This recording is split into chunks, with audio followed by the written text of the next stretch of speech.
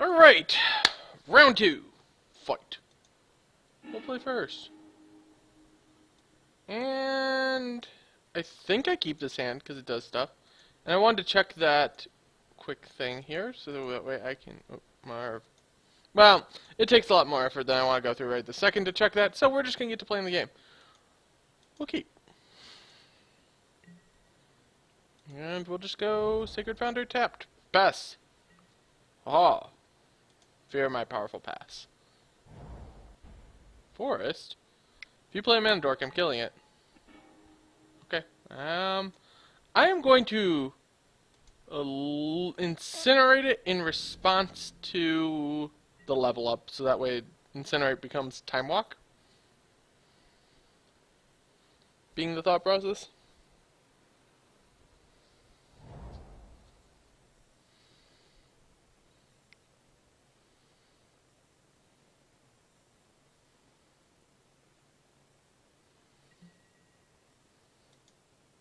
Golgari Signet. That's fine. You know what? If you don't want to level up your tree speaker, that's fine by me too.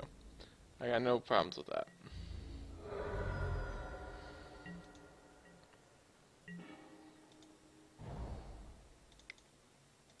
Signet! Now I got a Signet. We all have Signets! Yay, Signets! Signets are good. Signets are good, man. Yeah.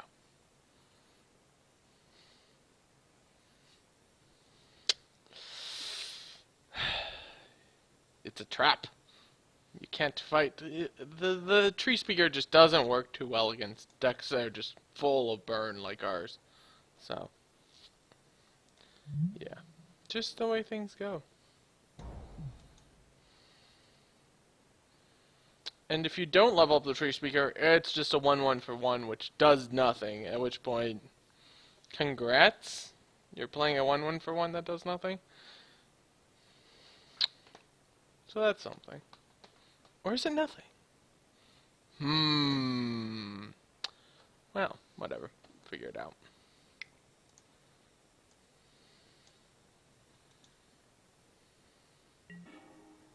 That is a natural order. Alright, that's probably not good. I won't lie. That's probably not good.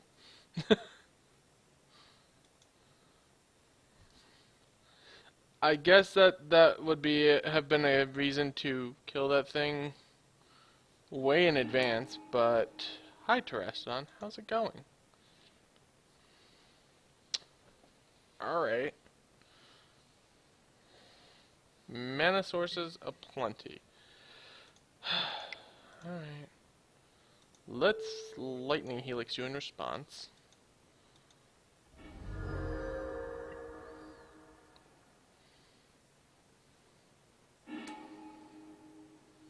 Then have a billion elephants. And a skull clam. Well then. Alright, note to self. See a bird, kill a bird, even if it's not really a bird. Natural order's a bitch, and I didn't think to play around it, and that's a problem. I will remove your Terrastodon. I don't need these elephants. I mean, I'd like these elephants, but I'd also like your Terrastodon just dead.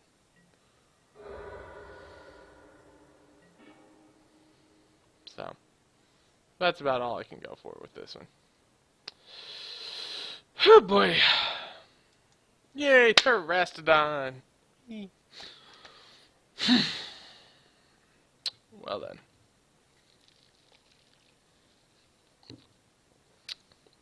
Whatever.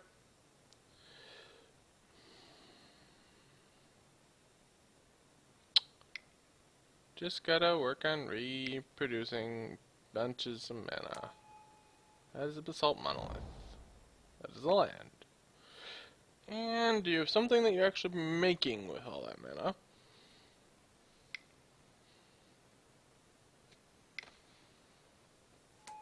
That's a Garrick.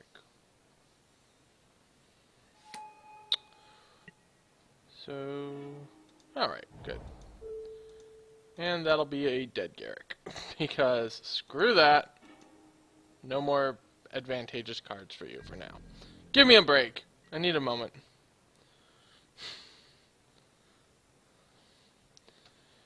Oh boy. I think he's just got the Golgari Signet in there as a green colorless mana rock.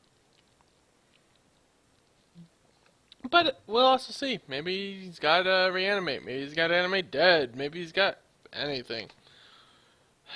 Who knows? He's definitely got the Terrestodon.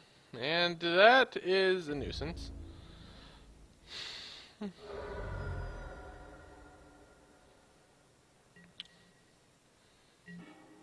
Alright, well that's a land. I'm just gonna nuke that thing. Because...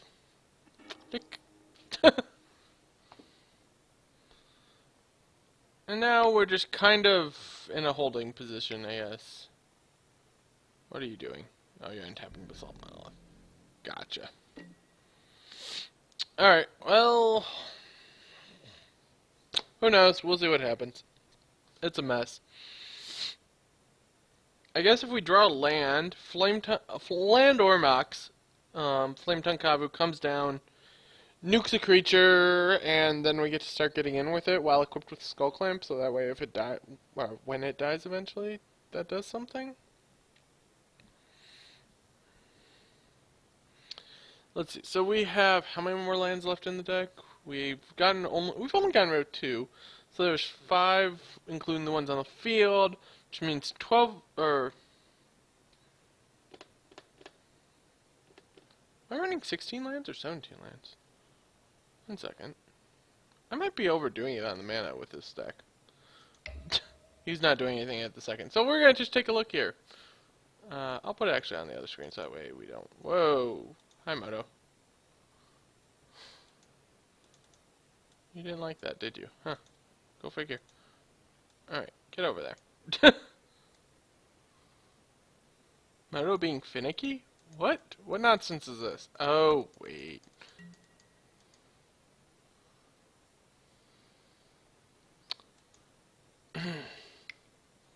Alright, okay. So it is 16 lands in the Mox. That makes sense.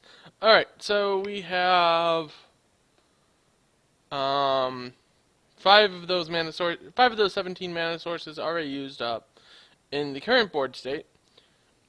So that means there is 12 to draw that could get us Flame Tongue Kavu, and then eventually after that 11 to get the Stormbreath Dragon. As it stands, hopefully we can get this Flame Tongue Kavu online to kill whatever next threat he plays. Ideally it actually kills whatever threat he expends his energy on, and then we just get to go nutty from there maybe? Who knows? Oh. Although he's clearly got something going on here, so...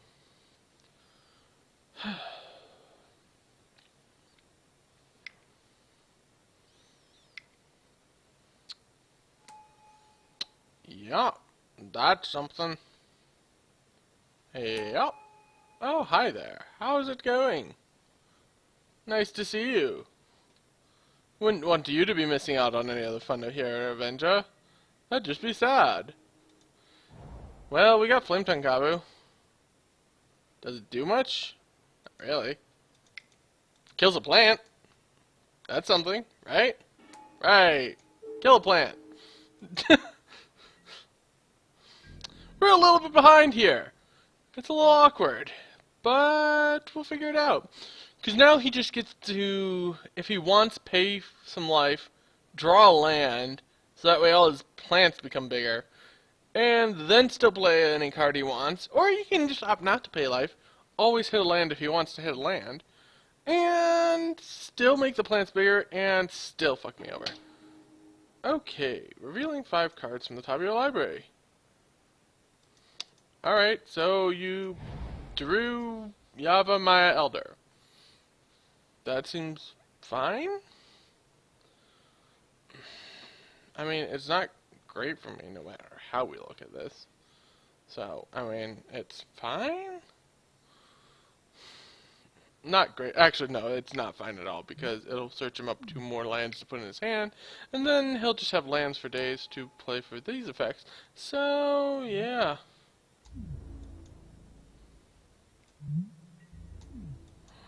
Uh-huh. Take 5. Seems legit. Alright, well that is something. I get to just slam a Storm Breath, kills Garrick, which is nice. Cause fuck that Garrick.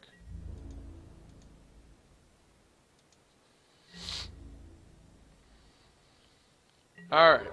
So I'm pretty certain he's just basically on mono green splashing white for something, maybe a path or a swords or something. I mean, otherwise why bother playing the Sun Petal Grove? It just doesn't make much sense. Sure.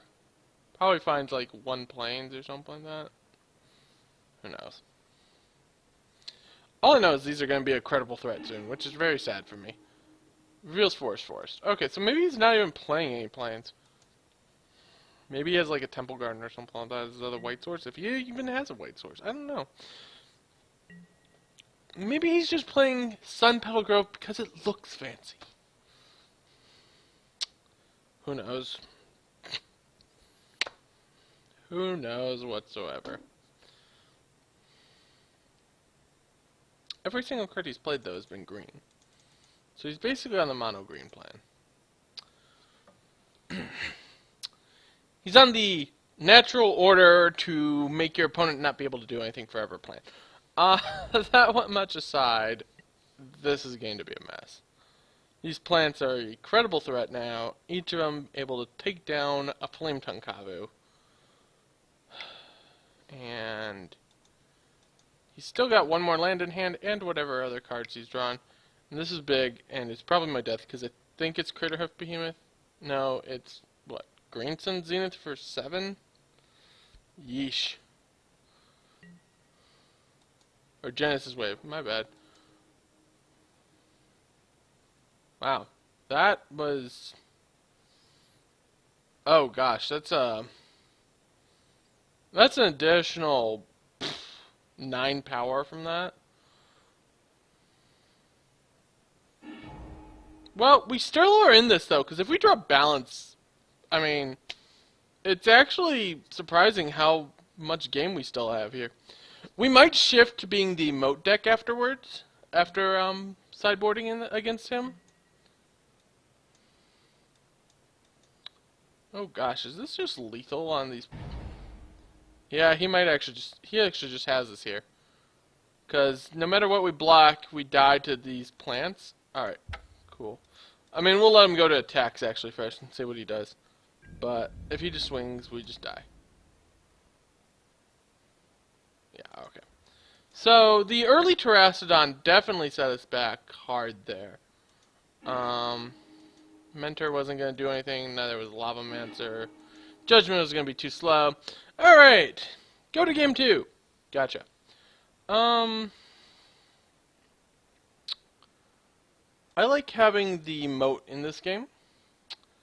I like having the Enlightened Tutor. Because if we play moat, he just can't do anything. So we want to swap to having flying threats, such as Archangel Athune and Flicker Wisp. And we want to swap down on our land-based threats like Goblin Guide. I mean, Goblin Guide's it. Well, no, Goblin Guide's probably gonna go. Goblin Guide. I'll keep Brimaz and Monastery Mentor just because they really do some decent effects here. Yeah, it is worth noting he definitely does have the Soul Ring in his deck, so we gotta be careful about that.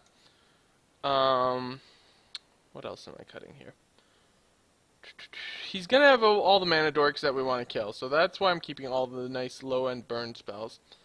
I think I'm gonna cut Imperial Recruiter. It just doesn't do much. Let's see.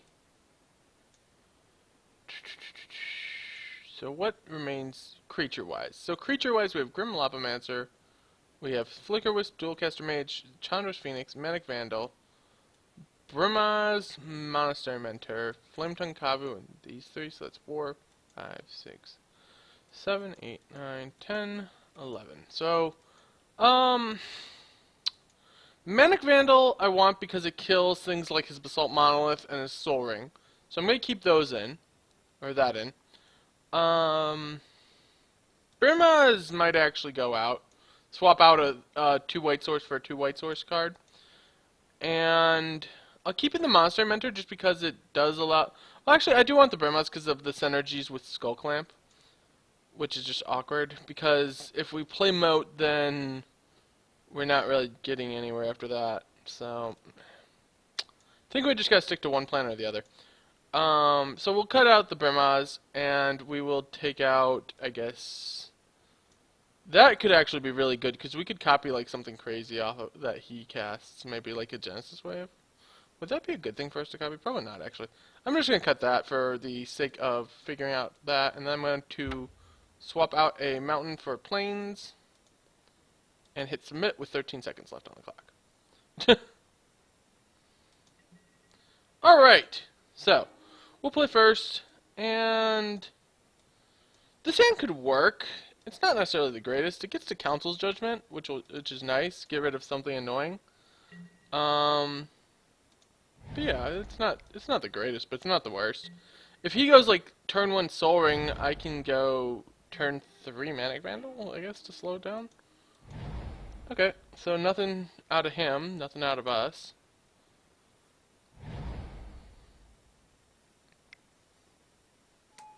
Signet. Well, you know what I'm doing.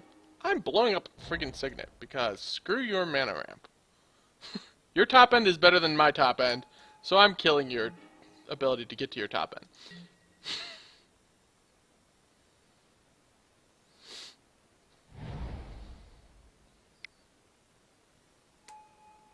That is an Arbor Elf, or a Finthorn Elf, and that is the thing.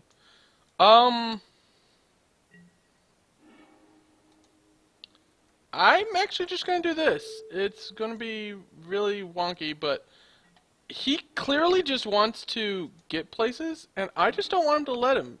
So I'm just going to stop him. I'm going to remove every piece of ramp he has, and then try to finish him off by hopefully drawing a way to make this Thunder Maul come online and just smash him to death. Okay, he's got Sylvan Library, which is a pain in the butt. Johnny gets to tap down that white, though, and keep it tapped. Which is nice. So we'll keep that white tap down. Try to just keep denying him resources, being the point here. And at some point we'll draw a second red to be able to play this Thundermaw Hellkite and just start really taking chunks out of his life total. We currently have the 2 damage a turn from Manic Vandal, which is an 8-turn clock. We can shorten that down by blasting him currently twice with a Johnny. If we get the Thundermaw Hellkite online, it'll definitely be like 2 turns probably before we kill him. Because if we hit him for 7, we then could hit him with the Lightning Helix off of a Johnny, putting him to 6, and then just kind of going crazy from there. He does not have a land coming up, which is nice. I'm going to actually just keep this frozen down, and then we will start blasting him with fire and brimstone. Well, I would say fire and brimstone, but we don't have the brimstone ballot. So, we'll just kind of keep smashing him to death and let him slowly die. Because, yeah, why not? Seems good. So we have 6 points of burn in hand, plus the Ajani's another point instead of burn. So if I go Helix here, put him to 11. We have Thundermaw, which does another set of damage. This is going to get quite close, or quite quick here, hopefully. Oh, is that enough? Alright, so this is 7. That's 1 point off. Alright, well, then what I'm going to do is I'm just going to slam this guy.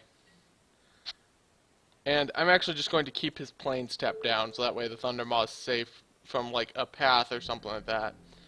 And then he's within fairly reasonable kill range here. Between a Johnny and Bolt, we have him dead next turn. And yeah, I think we should have him here just because we took out 3 pieces of ramp, and that just slowed him down to the point where he was playing more on our level, which is what we want. And he just scoops. Alright, cool. We weren't drawing too much for a little bit there, but I think that worked out pretty well. So, I'm looking at what we got going on here in our sideboard. I'm wondering if we want the blue splash, but I don't think we do. We might want top for this match, though. Because this could turn into a grindier match, especially if we land the moat. So we probably want top.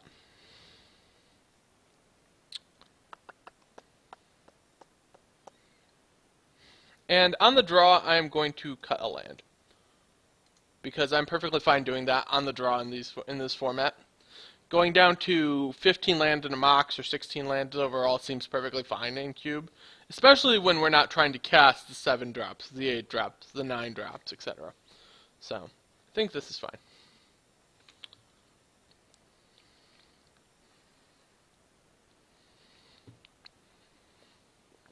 Alright, so now we just got to try to basically outrun him. Follow the normal plan of see a bird, kill a bird, and when in doubt, try to murder his artifact ramp too. Try to keep answers if possible for bigger threats. Like if we balance, just kind of hang on to that and use it eventually to totally flip the tides. Or if we start to fall behind in land count by too much, balancing to even out the land count's also perfectly fine against him. So, yeah, we'll see what goes on here in game 3, and yeah. So far so good. I like it. I feel good about our odds, so. It's definitely one of those, if he starts to resolve too many big threats, we're screwed. But if we can keep his mana dorks and mana ramp in check, we have a good chance.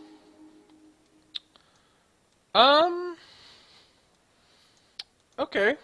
So this is an interesting one. I like this hand. It's on the draw, so we have that chance to find an extra land before it becomes too necessary. And we've got the balance, so that helps. If he starts to go too crazy here too quickly, we just balance real quickly, and voila, guess what? He's down to basically nothing.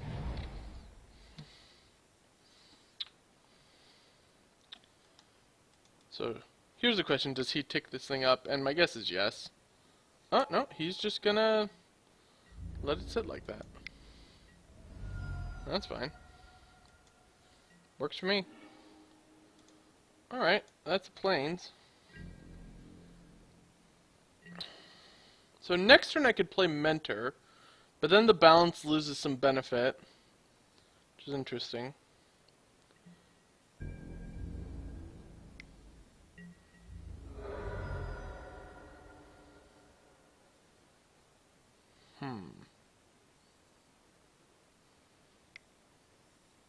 If I balance now, I discard a bunch of cards, but I also wipe out whatever things he puts on the field, and I knock him down to 2 lands again. It's a Yavi Druid, which puts more lands in his hand. I kind of want him to cycle the Yavi Druid first. So what I'm going to do here is I'm going to get him to expend the mana into ticking that thing up, blow up his mana ramp. Just a bit. And that way, it'll make him feel like it's good to tick this up. Maybe he'll even pop his Yavi Druid and play more lands. And then the balance will be worth just that hair more. Balancing him down one... Balance for him nuking a land and losing a guy, and me losing 2 cards, is not the worst thing in the world. I mean, plus, we're actually going to pad his hand with some lands here, so...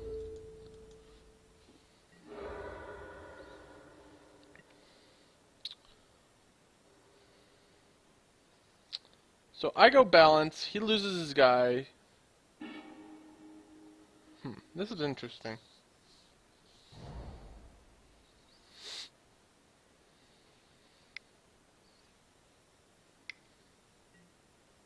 Alright, that's the Sylvan Library, which helps him out.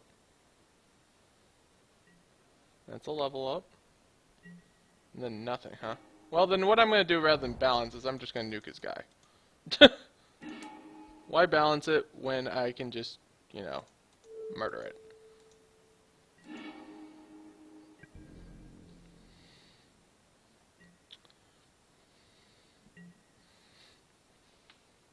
And balance is still useful for, like, if he does something to, like, cheat out Avenger or something like that, I can just balance and say, go away. So, we'll see what he does here. Yeah, Jiraga Tree Speaker doesn't work too well against our deck, because if you don't use the mana, like, on that turn there, it's just going to die versus my deck, because my deck just gets so much removal in it. Interesting.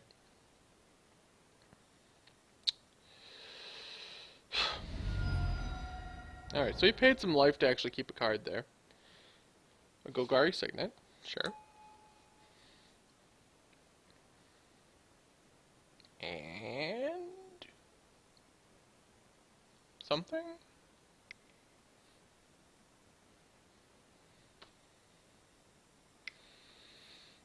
Okay. Okay. And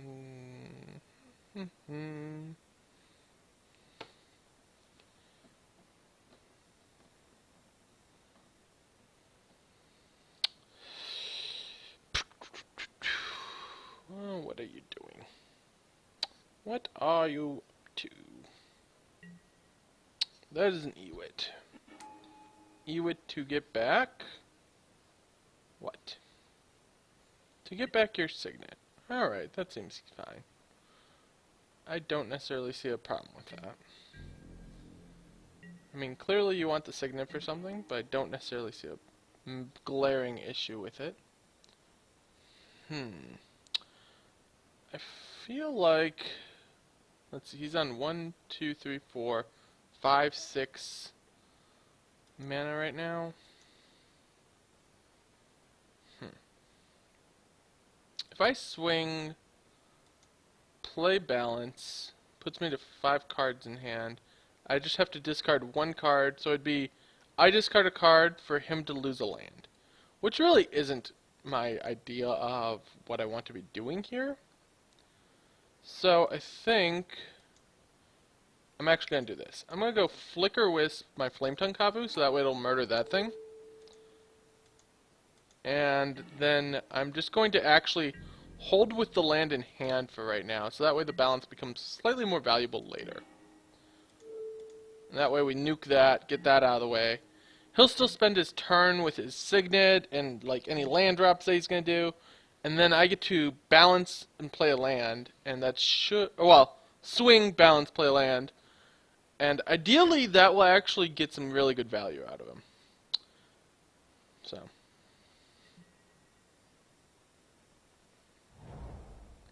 Yeah, because now balance is worth 2 lands. And it might be worth 2 lands and several creatures if things go right. So. We'll have to see.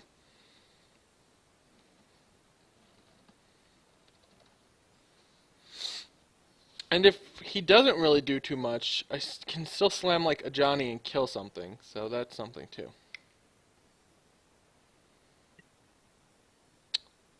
That is biggish. Okay, well, that's biggish. Beyond that, not much to say. That's just biggish. Alright, so Flicker Wisp blocks it, then a Johnny can keep it tapped down.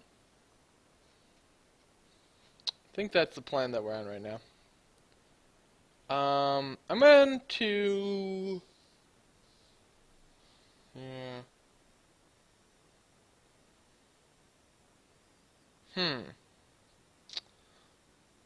Or, I attack with Kavu, he blocks, and I slam a Johnny and nuke it. Actually, I like that plan a little bit better. It actually, like, removes the thing. Okay, or he'll just take a hit. It's fine by me. I got no problem with that.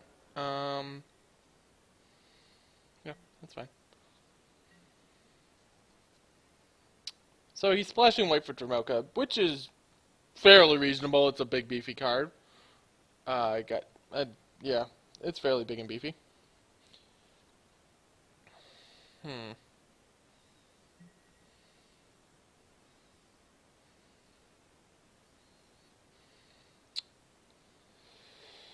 So if he smashes with that, he goes up to 17. I can smash back for 7, or smash back for a lot. Yeah, actually, I'm just gonna take this hit, keep the Flicker Wisp around. Because I could smash back for a lot, or for 7, and I can keep it tapped down with the Johnny.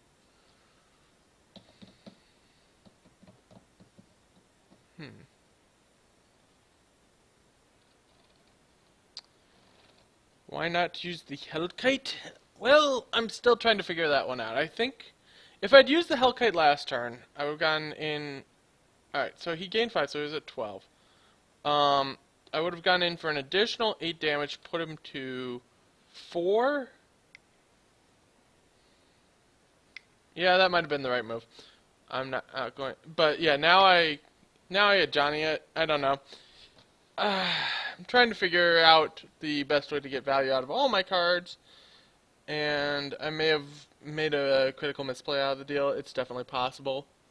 Primal Command. Gain 7, search for a creature. Okay. What are you searching for?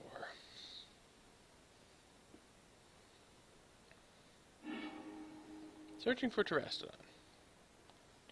3, 4, 5, 6, 7, 8. Well, now I'm going to have to balance, which is awkward. Because if I don't balance, he gets to play Terrastodon. So I get to balance and then play Mentor post-combat. Because if I had Johnny, he plays Terrastodon, and that just fucks me over hard. Yeah, that was a misplay on my part. I definitely should have done something different there. Oh well. Not much I can do about it now. I want to make him get rid of more lands, which is why I'm willing to discard more cards out of the deal here. So. Alright, so I get to choose 3 cards. I'm going to choose a Johnny, Mentor. Actually, maybe I cut the Mentor. If I go a Johnny, Hellkite, land, does that work better for me? And I think the answer is yes. I think that's how I want to keep my things. And then I will keep that guy. Then I'll play this land. And that way he's a few turns off of that Terrastodon that I just went and picked up, so. Alright. So he'll swing with the Dromoka again. He'll go back up to 22. I'll play a Johnny. I'll freeze it down. And this is going to be a mess now. Because I definitely see the point that was made in the Twitch comment there. And I saw it too far afterwards. After I'd already kind of proceeded down my mental track. Which ended up being a bad idea. So now I have to figure out how I deal with this annoying, crazy motherfucker that is Dragonlord Dromoka. He's just like, I'm just going to draw some cards. And it's like, okay then.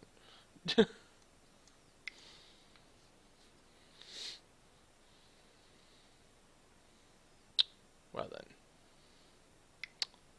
Messy.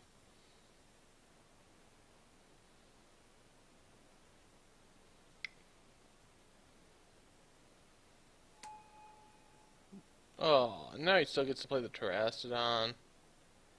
That's gross.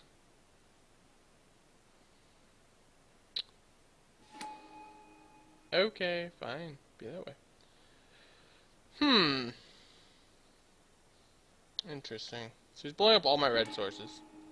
Giving me a bunch of little guys. If he swings with Dragonlord Dromoka, I swing back, get in for 9.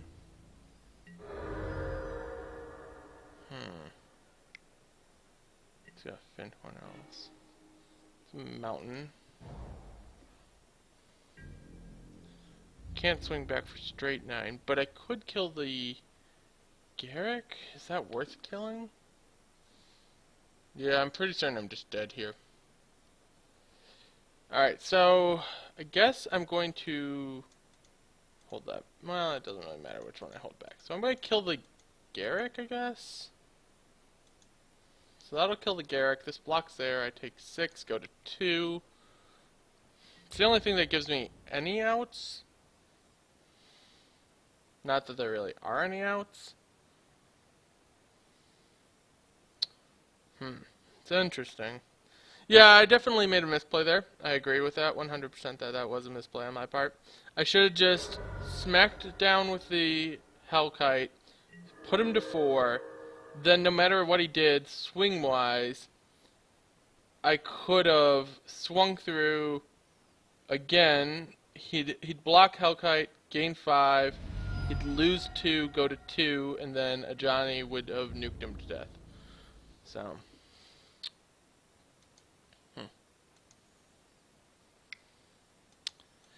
oh well.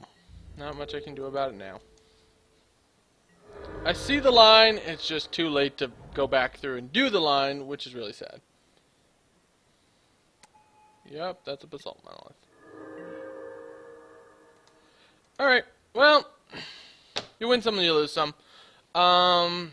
It is definitely unfortunate seeing the proper line of play after it's happened, but if it doesn't process through your mind the moment you need to make the decision, it's not really something you can work on.